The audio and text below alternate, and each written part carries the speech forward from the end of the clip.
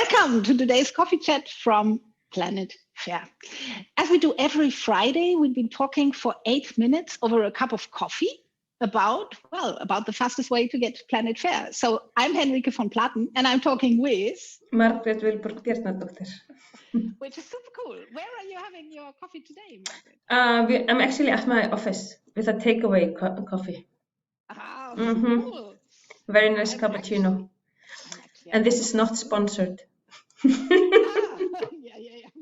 There's no branding at all. Yeah, I'm back in Berlin now, so that's nice. Yeah. See again the old office style. And on my way here still, though, we just arrived yesterday, I was talking with quite a few people, and there was one thing that stuck in my head, which I wanted to tell you, because we were talking about pay gap analysis, where there were like groups where the outliers were definitely between two groups. There were outliers where the CEO could actually directly say, but these are the people, they are supposed to be in the next one and they're not there yet. And he had to think about how to value that, how to show it. And they then, in a way, restructured their system and made an intermediate group, saying, okay, if you have, like, for example, junior positions and senior positions, and they made like the senior candidates to move up because they were already getting higher wage, so they could value that. And in that, we were discussing a lot about how do you actually value different jobs, different ones, actually, the equal pay for equal work of equal value.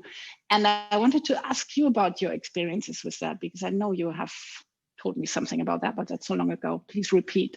I think that's an excellent story, because I think last week we were talking about, at least towards the end, how to get started. But I think what you are describing is really this iterative process that these pay equity analysis are, right? So, somebody ran the analysis and then they discovered that these employees didn't really fit the group they were in, and realized, it's because these are the candidates for, upward movement to whether it's the management level or team leader or whatever it is, and created that extra set to capture it. And I think that's so important when we start on these journeys, to realize it's not going to be perfect the first time around, and it's an iterative process. So the example that came immediately to my mind was one of the clients that was doing the job evaluation, so assigning points to the roles, and they spent a lot of time creating the right factors that they wanted to measure. So at the end they had put points to all their job titles, and then they ran the analysis, and what they found was the lawyers really looked overpaid given the evaluation of what they did.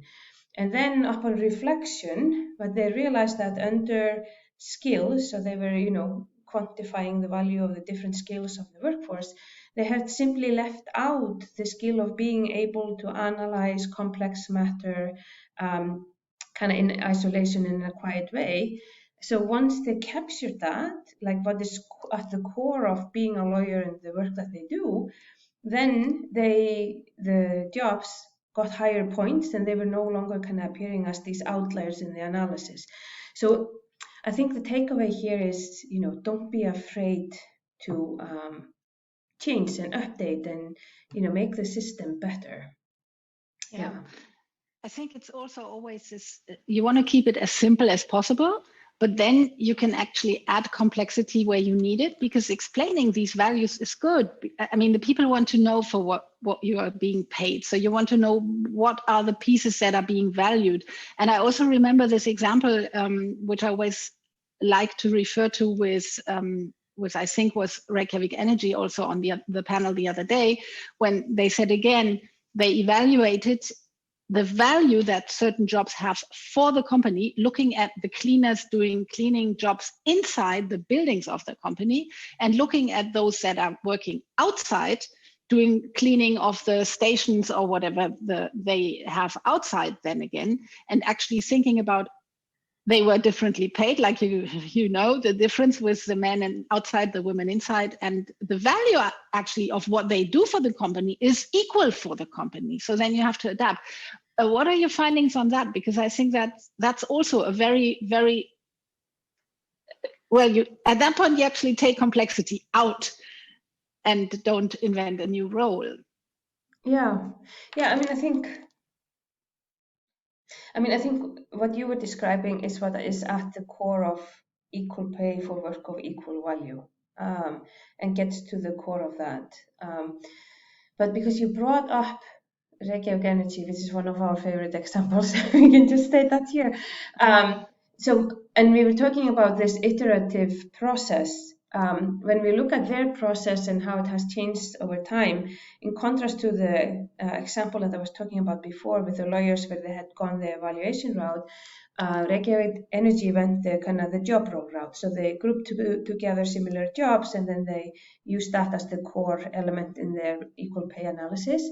And when we look at those groups, those have evolved over time. So that's where the iteration was, right? To better capture the different jobs, and also to better align with decision processes. So what is it that we are rewarding?